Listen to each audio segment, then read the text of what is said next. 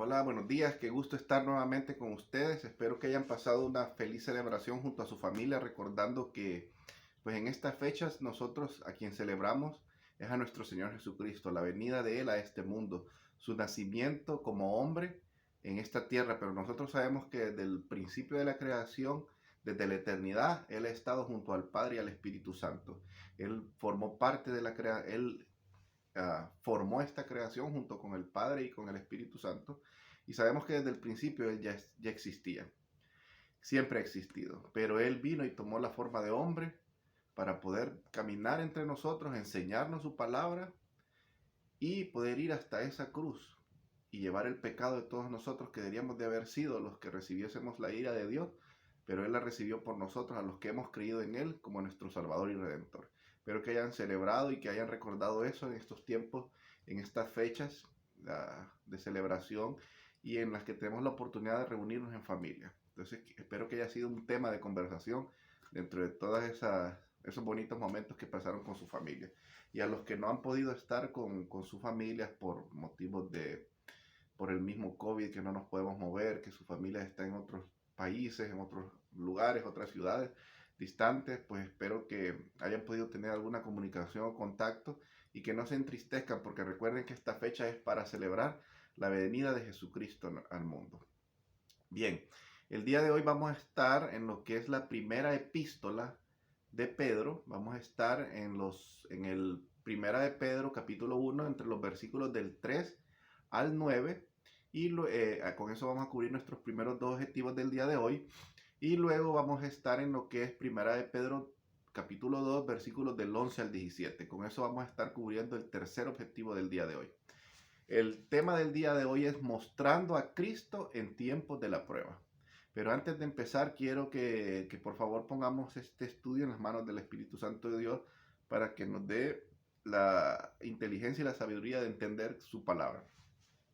Amado Padre Celestial, gracias por un día más de vida, por permitirnos estar juntos, Señor, reunidos, teniendo el deseo de aprender más de su palabra.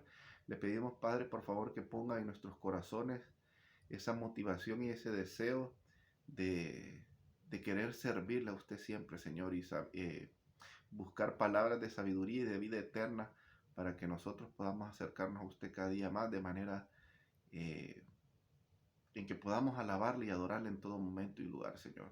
Agradecemos por su palabra, Padre, por haber enviado a nuestro Señor Jesucristo a morir en esa cruz por nosotros, por su amor inmenso a, a los que somos llamados sus hijos, Padre.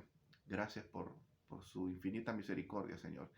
Y le pedimos que su Espíritu Santo nos llene de sabiduría e inteligencia para aprender de esta palabra. Gracias por todo, Señor. Amén. Bien, les decía que el tema del día de hoy es mostrando a Cristo en tiempos de la prueba. Los tres objetivos del día de hoy. El número uno es, el pueblo de Dios espera un tesoro imperecedero. Eso lo vamos a estar viendo en Primera de Pedro, capítulo 1, versículos del 3 al 5. El objetivo número 2 es, el pueblo de Dios se regocija sabiendo que su aflicción es temporal y tiene un propósito. Primera de Pedro, capítulo 1, versículos del 6 al 9. Y el objetivo número 3 es, el pueblo de Dios honra y hace el bien a los que tienen autoridad. Primera de Pedro, capítulo 2, versículos del 11 al 17. Bien, esta epístola de Pedro vamos a empezar leyendo la introducción, la salutación, para poder más o menos entender en dónde estamos parados el día de hoy. Pedro, apóstol de Jesucristo, a los expatriados de la dispersión en el Ponto, Galacia, Capadocia, Asia y Bitinia, elegidos según la presencia de Dios, Padre, en santificación del Espíritu, para obedecer y ser rociados con la sangre de Jesucristo, gracia y paz os sean multiplicadas. Bien, cuando el apóstol Pedro está escribiendo esta epístola, ya vimos a qué iglesias son las que a qué congregaciones o iglesias se está refiriendo, que vemos aquí que dice a los expatriados en la dispersión en el Ponto, Galacia, Capadocia, Asia y Bitinia. Bien, esta área geográfica es lo que hoy conocemos como Turquía. Eso es lo que la mayoría de los comentaristas bíblicos se ponen de acuerdo en decir que esta área geográfica de la que él está hablando es lo que hoy conocemos como Turquía. Entonces lo que está sucediendo en este momento es que la iglesia eh, está pasando por una serie de persecuciones. Eh, y muchos de ellos que habían creído a la palabra estaban ya empezando a dudar. También, dicho sea de paso, ya como siempre ha habido entre nosotros, sabemos que habrán personas que realmente han creído en Jesucristo y habrán otros disfrazados de ovejas que son lobos rapaces que van a estar infiltrados y van a estar buscando cualquier momento, cualquier oportunidad para venir y desacreditar la palabra de Dios o enseñar falsas doctrinas. Y eso es lo que estaba sucediendo en este momento. La iglesia estaba siendo confundida, muchos de ellos estaban perdiendo la esperanza porque pensaban recuerden que el máximo problema que hubo en este tiempo, en este momento de la historia, es que ellos pensaban que el reino de Dios iba a ser un reino en el cual iban a bajar todos los ángeles, iban a destruir a todas las demás naciones y los que creyesen en Dios o en este caso en Jesucristo iban a ser redimidos porque era el Mesías y que iban a vivir felices y todo tranquilo, pero no sabían que esa redención era espiritual. Primero es necesario transformar a lo espiritual, ¿verdad? Ser pasado por el fuego para que seamos pulidos y ser presentados como hijos.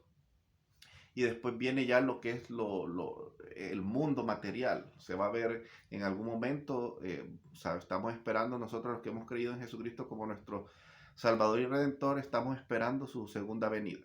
Y entonces sabemos que en ese momento se va a terminar de cumplir todas estas profecías que él ya lo había dicho desde los antiguos tiempos. Desde el Antiguo Testamento él ya lo venía diciendo a los profetas. Entonces eso es lo que está sucediendo aquí. Y habla aquí también, dice, a los expatriados de la dispersión en el Ponto, Galacia, Capadocia, Asia y Bitinia.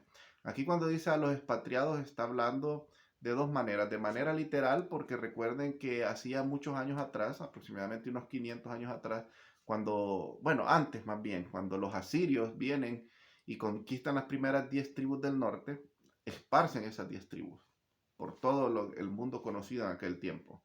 Luego sabemos que años más tarde viene Babilonia y conquista las 2 tribus del sur que quedaban, entre ellas Judea, y entonces cuando las conquista, ahí también ya el pueblo de Israel se pierde como pueblo, y muchos de ellos habían sido esparcidos a otros rincones de la tierra, pero en este momento de la historia algunos de ellos estaban volviendo.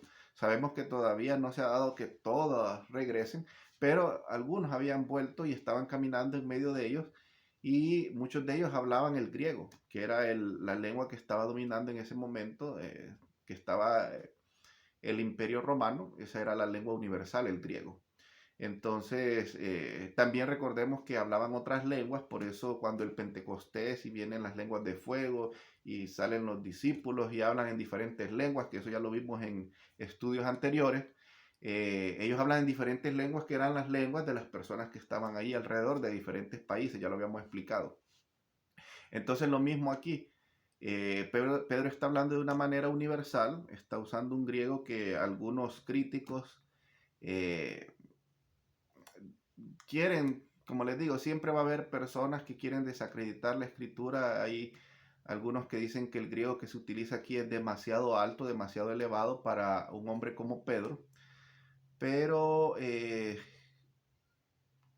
hay que tomar en cuenta que él, a pesar de que se piensa que no tenía tantos estudios, pero él, todos vamos evolucionando. Tal vez a veces no vamos a una escuela en particular, en el caso de nosotros, tal vez alguien no va a una escuela en particular, pero usted sabe, si sabe leer y escribir, usted puede de manera autodidacta ir aprendiendo, ir creciendo.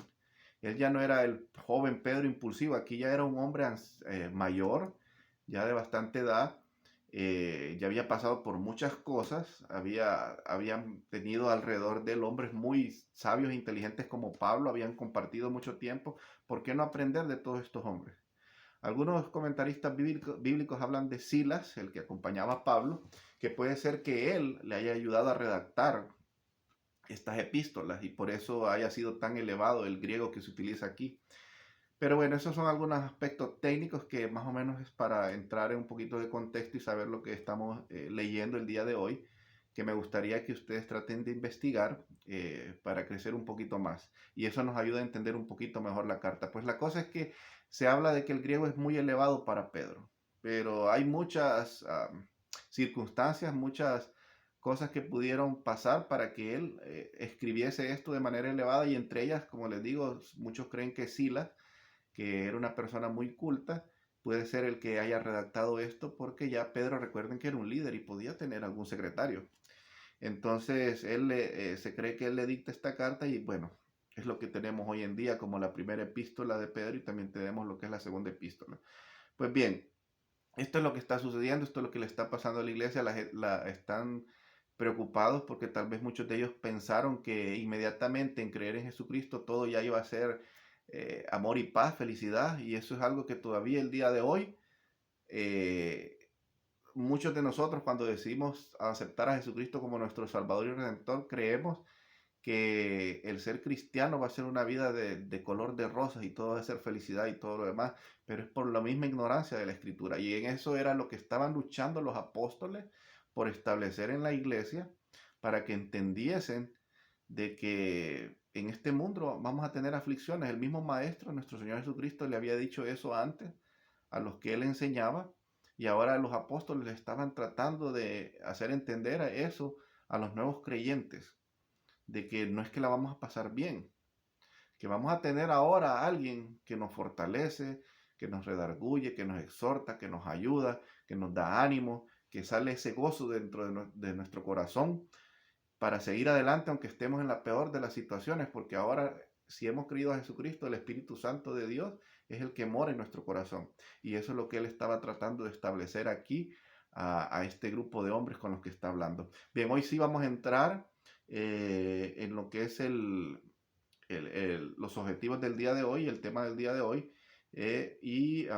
Vamos a tratar de ver qué es lo que podemos aprender de aquí. Hay mucho más, como siempre les digo, hay muchas otras cosas más que enseñar, que aprender, pero por el tiempo solo vamos a tratar de tocar los objetivos que la iglesia nos pauta aquí. Entonces, bien, de nuevo, mostrando a Cristo en tiempos de la prueba. El objetivo número 1 es: el pueblo de Dios espera un tesoro imperecedero. Primera de Pedro, capítulo 1, versículos del 3 al 5. Vamos a ver qué dice Primera de Pedro, capítulo 1, versículos del 3 al 5. Una esperanza viva. Bendito el Dios y Padre de nuestro Señor Jesucristo, que según su grande misericordia nos hizo renacer para una esperanza viva, por la resurrección de Jesucristo de los muertos, para una herencia incorruptible, incontaminable e inmarcesible, reservada en los cielos para vosotros, que sois guardados por el poder de Dios mediante la fe, para alcanzar la salvación que está preparada para ser manifestada en el tiempo postrero. Lo voy a leer de nuevo. Bendito el Dios y Padre de nuestro Señor Jesucristo, que según su grande misericordia nos hizo renacer para una esperanza viva por la resurrección de Jesucristo de los muertos, para una herencia incorruptible, incontaminada e inmarcesible, reservada en los cielos para vosotros, que sois guardados por el poder de Dios mediante la fe para alcanzar la salvación que está preparada para ser manifestada en el tiempo postrero. Bien, con todo esto me voy a quedar en el siguiente versículo. Para una herencia incorruptible, incontaminada, inmarcesible, reservada en los cielos para vosotros. Como les dije, en este momento este grupo de hombres y mujeres estaban empezando, todavía no era la gran persecución que iban a recibir, que es en el año 70, esto fue un poquito antes, cuando Pedro escribe esta carta, pero ya ellos estaban recibiendo acoso, los perseguían, algunos estaban siendo muertos a espada, rechazo. Recuerden que cuando nosotros decidimos creer a Jesucristo como nuestro Salvador y Redentor, algo que sucedía en aquel momento, un fenómeno que sucedía, era que todos aquellos que eran judíos y que no creían en el Mesías que había venido, rechazaban a sus familiares y les decían que se fueran de su casa, los sacaban de sus tribus o de sus grupos donde ellos normalmente compartían, y eran rechazados. Y eso sucede actualmente. Nosotros, cuando decidimos creer a esta palabra antes que a las palabras de los hombres, antes de a todos esos rituales y cosas que nos enseñaron en el pasado y que sabemos que van en contra totalmente de lo que es la escritura, recibimos el rechazo a veces de la familia. A veces nos dicen traidores, nos dicen la oveja negra, se burlan de nosotros, nos dicen aleluya. Son muchas vicisitudes las que uno pasa que duelen, que tal vez uno sigue adelante y a veces hace como que no duele o que no afecta, pero realmente afecta porque es duro ser rechazado. Y eso es lo que estaba sucediendo con estas personas, ellos es lo que estaban sufriendo.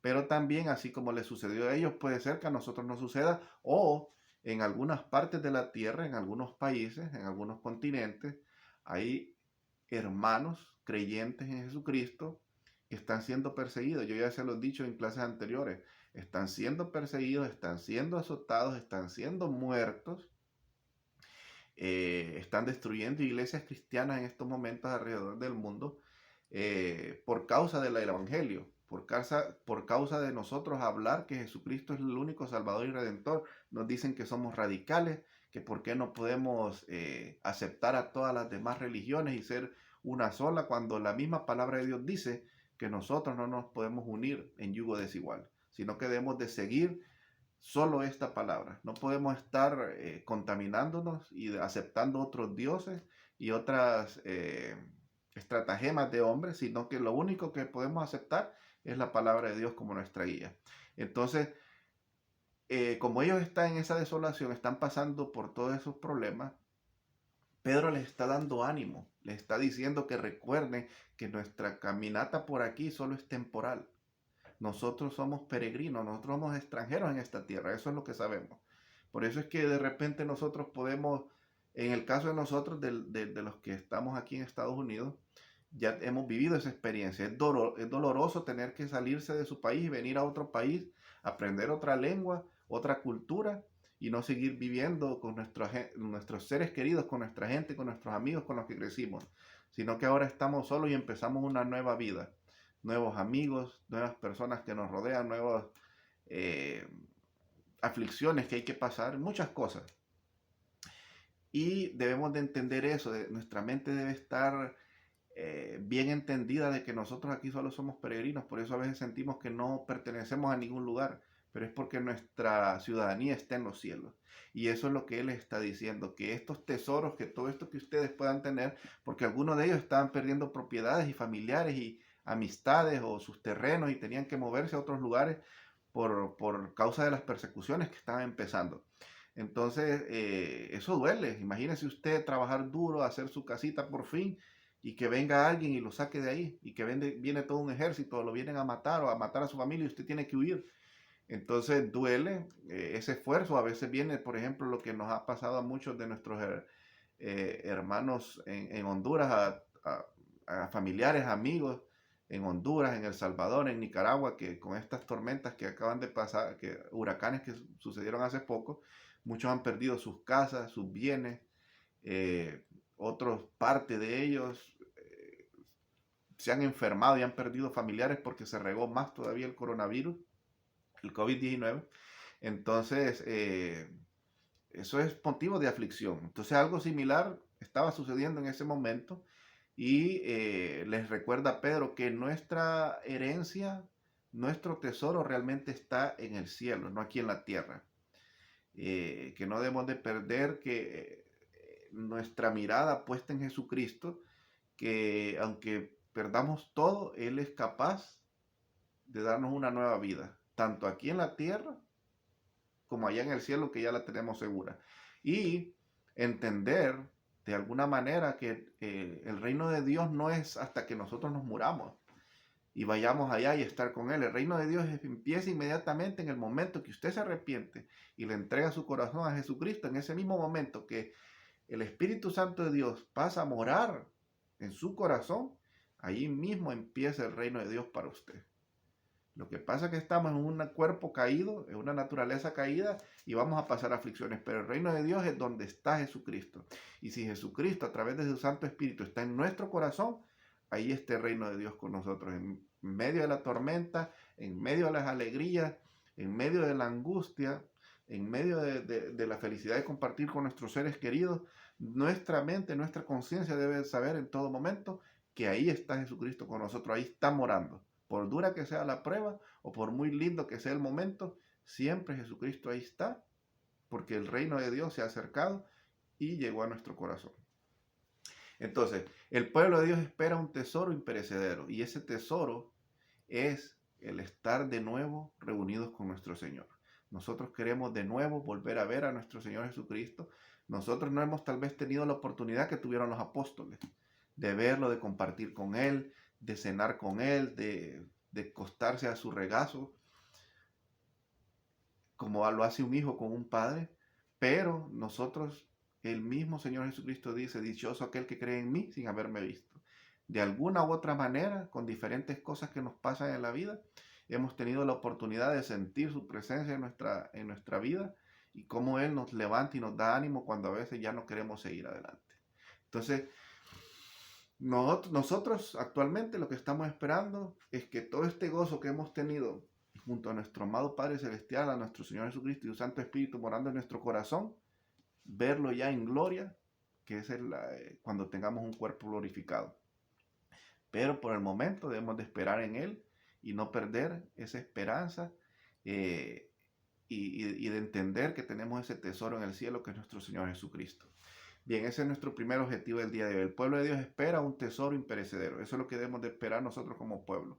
Reunirnos con nuestro Señor, que tarde o temprano va a ser de manera visual. Porque ya nosotros cada vez que abrimos esta palabra, cada vez que oramos, cada vez que lo adoramos, que lo alabamos, que lo reconocemos como nuestro Señor y Salvador, nosotros estamos ya compartiendo con Él. No es necesario ir y verlo ya de una vez, sino que desde ya lo estamos viviendo y lo estamos compartiendo. Y sabemos que esta palabra, cuando la abrimos y llegamos con un corazón humilde y agradecido, vemos cómo nos habla realmente esta palabra. El objetivo número 2, el pueblo de Dios se regocija sabiendo que su aflicción es temporal y tiene un propósito. Primera de Pedro, capítulo 1, del versículos del 6 al 9. Vamos a ver qué nos dice.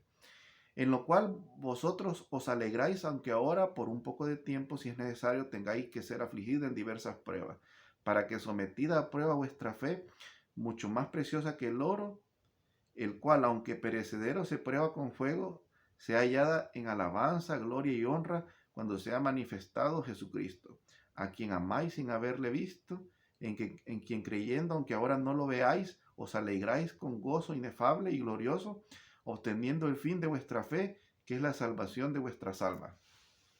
Objetivo número 2, el pueblo de Dios se regocija sabiendo que su aflicción es temporal y tiene un propósito. El regocijo es eso, el gozo.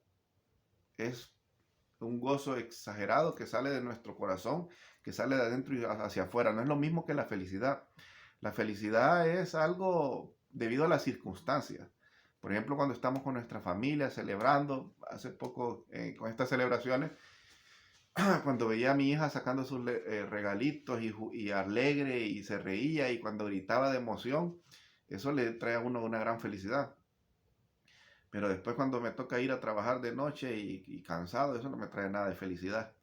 Sin embargo, tanto estando en ese momento como con mi hija, hay un gozo que sale dentro de mí y le agradezco al Señor por esa oportunidad de permitirme ver a mi hija celebrando ese momento. Y cuando salgo a trabajar cansado, con dolor en la espalda, qué sé yo, me gozo porque le doy gracias al Señor que aunque tal vez no me gusta lo que hago, me da la oportunidad de tener un trabajo que me permite traer comida a la casa, tener un abrigo para nosotros, para mi hija, y que estamos con cierta seguridad en comparación con muchos que están sufriendo en este momento alrededor del mundo. Entonces, son dos formas de gozarse. A veces, y eso no es una aflicción, el ir a trabajar, aunque a veces no le gusta a uno, pero eso no es una aflicción realmente. Hay realmente pruebas como lo que algunos de nuestros hermanos han pasado con muertes de sus seres queridos. Esas son unas pruebas, son aflicciones, pero todo eso nos hace fuerte y es hermoso ver cómo cuando un cristiano que pierde un ser querido y que sabe que ese ser querido también era cristiano, la paz que sienten, que a pesar de, es obvio que hay un dolor por la pérdida de ese ser querido y que se ha ido, pero aún así siente una paz y celebra la vida de ese ser mientras estuvo aquí en la tierra, pero está gozoso sabiendo que ese ser ya está en la presencia del Señor, realmente está en la presencia del Señor y está disfrutando de él y nosotros vamos para allá también. Entonces eso es regocijarse, eso es un gozo que en todo momento debemos de tener nosotros. eh, no importa cuál sea la situación en la que estamos. Esa es la diferencia entre el gozo y la felicidad. La felicidad va a ser de acuerdo a las circunstancias, pero el gozo no importa. Así como Pablo tal vez estaba en las prisiones, estaba en prisión, estaba siendo torturado, estaba enfermo, pero él se gozaba y cuando él escribía esas cartas y les transmitía gozos a los demás, que tal vez estaban en aflicciones pero menores a las que él estaba sucediendo. Y aún más, nuestro Señor Jesucristo, que es el más importante, cuando Él está muriendo en esa cruz, sufriendo todo ese dolor, para Él, al decir consumado es, al ver que Él está glorificando a su Padre, a pesar de todo eso, cuando nosotros vemos todas esas diferentes 7 palabras que Él dijo antes de morir, cuando las vamos reuniendo y vemos el significado de ellas en, en el original griego, nosotros vemos que en cierta manera Él está demostrando que a pesar de la adversidad que Él está pasando, por amor a nosotros, los que creemos en Él, y por amor a su Padre, porque sabía que con eso estaba glorificando a su Padre, Él sentía un gozo a pesar de estar pasando por esa adversidad, de ese momento tan oscuro en el cual Él se tenía que separar por primera vez y única vez del Padre en toda la eternidad, se tenía que separar, recibir el rechazo de su Padre y la ira encima de Él por culpa de nosotros. Aún así, Él sentía gozo de poder venir y glorificar a su Padre y de podernos dar a nosotros la oportunidad de ser salvos. Entonces, ninguno de nosotros ha sufrido más que nuestro Señor Jesucristo, más que Pablo y que muchos de estos apóstoles, ninguno de nosotros. Entonces, si ellos lo pudieron tener ese gozo que salía de su corazón porque el Espíritu Santo de Dios moraba en ellos, ¿por qué no lo vamos a tener nosotros si es el mismo Espíritu Santo el que mora en nosotros? Entonces debemos de tener ese gozo y ese ánimo que Pedro le está eh, tratando de llevar a sus hermanos aquí en esta área, en esta región geográfica que hoy conocemos como Turquía. Ese mismo gozo es el que debe de venir hacia nosotros. Recordemos que el pueblo de Dios se regocija sabiendo que su aflicción es temporal y tiene un propósito. Eh, Temporal porque no importa si alguno de nosotros logra vivir 100 años, 110 años, eh, 120 años, eso no es nada comparado con la eternidad, es poco. ¿Y cuál es el propósito de muchas de estas aflicciones que nosotros pasamos a veces? El Señor nos tiene que pasar por el fuego, no porque Él no conozca nuestro corazón, sino que nosotros debemos demostrar. Recuerden que también los ángeles están aprendiendo de nosotros, de nuestro actuar, de nuestra actitud, de nuestra aptitud, de nuestra forma de sobrellevar los diferentes aspectos de nuestra vida, las adversidades. Ellos están aprendiendo de nosotros y toda la creación está aprendiendo de nosotros. Entonces Él nos tiene que pasar por el fuego para que lo mejor de nosotros salga. Y así, por ejemplo, un ejemplo, yo recuerdo cuando en la institución militar que yo entré, entraron como 180, 100, no sé cuántos, eh, cuando empezamos como reclutillas, y originales de todos esos 180, 140, no sé, eran un montón. Solo nos terminamos graduando. Originales me refiero a que esos mismos que empezamos ese día, nos terminamos graduando en el último día, como 46 aproximadamente, 50 personas, de todos aquellos. Eh, Eso sirvió, todos esos 5 años que pasamos diferentes sacrificios y cosas, sirvió para ver quiénes eran los que sí se iban a graduar y los que no se iban a graduar. ¿Verdad?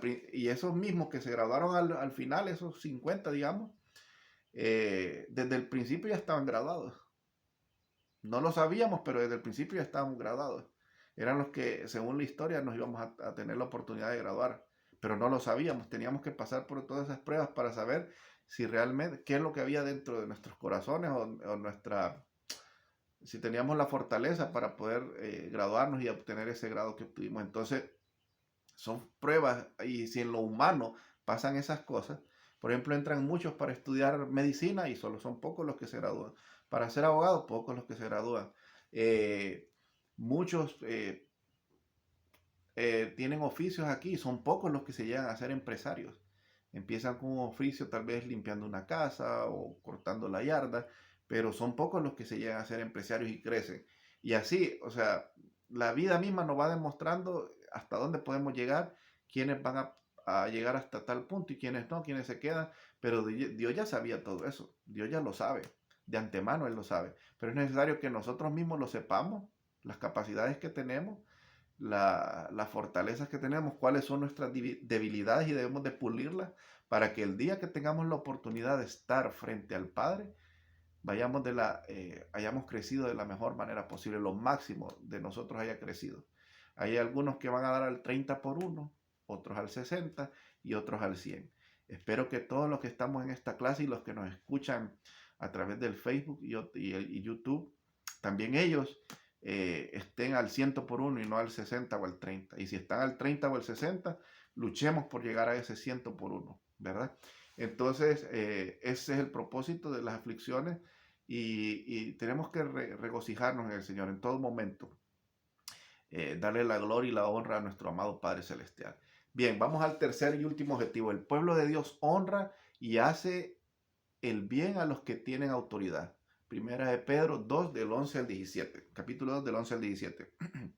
Y dice así: vivid como siervos de Dios. Amados, yo os ruego, como a extranjeros y peregrinos, que os abstengáis de los deseos carnales que batalla contra el alma, manteniendo buena vuestra manera de vivir entre los gentiles, para que en los que murmuran de vosotros como de malhechores, glorifiquen a Dios en el día de la visitación, al considerar vuestras buenas obras.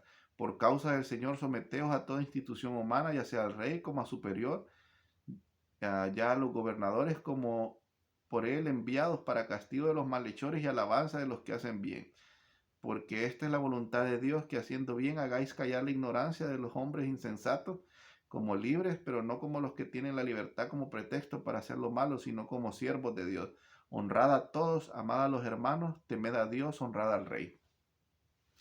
Bien, en síntesis, lo que sucede aquí es que en medio de estos grupos siempre hay personas, vemos a veces personas, porque yo también a veces cuando no estoy de acuerdo con un gobierno o un gobernante, a veces uno quisiera entrar en rebeldía, pero por la forma en que nos han educado y por lo que vamos aprendiendo de las escrituras, debemos saber que mientras no sea algo que contradiga, y el mismo Pedro en los Hechos de los Apóstoles, capítulo 5, entre los versículos 25 al 29, lo vamos a ver.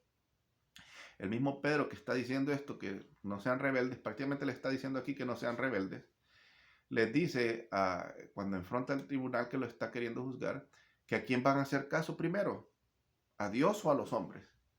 Entonces, mientras una ley no vaya en contra de esta escritura, aunque no me guste a mí el gobernante que tengo, el jefe que tengo, a cualquiera que esté sobre mí, yo tengo que venir y honrar a esa persona. No honrarla en el sentido de, si yo tengo un jefe, tengo que trabajar de manera honrada e íntegra en todo momento, me esté o no me esté viendo ese jefe. Si yo tengo un gobernante, recuerden que nosotros debemos de orar por nuestros gobernantes, aunque no estemos de acuerdo con ellos. Pero no, yo tengo que comportarme de manera recta e íntegra, me estén o no me estén viendo. Sin embargo, si ya sea ese gobernante o ese jefe o amo, porque en aquel tiempo existía la esclavitud, cualquiera de ellos viene y me quiere hacer ir en contra de esta escritura, ahí sí yo, hasta aquí llegó. Yo no puedo seguir lo que usted me está diciendo, ¿verdad? Cuando alguien me quiere imponer algo que va en contra de esta escritura, ahí sí ahí yo puedo rebelarme. Pero de caso contrario, yo tengo que estar sujeto a las autoridades. Y eso es lo que está enseñando de ahí. Por eso dice que el pueblo de Dios honra y hace el bien a los que tienen autoridad. Porque hay diferentes tipos de autoridades en nuestra vida. Por ejemplo, cuando somos niños, nuestros padres son nuestra autoridad. Y como hijos debemos ser obedientes a nuestros padres, porque ellos, por muy malos que sean o buenos, ellos están representando a Dios en la tierra para nosotros en ese momento de nuestra vida. Después vamos creciendo y tenemos nuestros maestros en las escuelas, en las universidades. Debemos de ser obedientes con ellos, ser respetuosos, agradecer por lo que nos enseñan, porque todo eso nos hace que seamos más fuertes y tener mayor conocimiento en las diferentes áreas. Los policías, a todos los que son una autoridad, debemos de respetarlos, ¿verdad? Mientras ellos no vengan y quieran ofender esta palabra o quieran ir en contra de nosotros por causa de esta palabra. A nuestros pastores, a nuestros líderes, a nuestros maestros, hay que darles el respeto que se merecen mientras ellos estén cumpliendo esta palabra, porque si ellos vienen y se salen de esta palabra, nosotros tenemos derecho, y por eso es que todos, Pablo le dice a un sector, a una población que estaba teniendo problemas, le dice, ustedes ya deberían de todos ser como maestros, todos deberían de manejar estas escrituras de manera tal que todos fuésemos como maestros.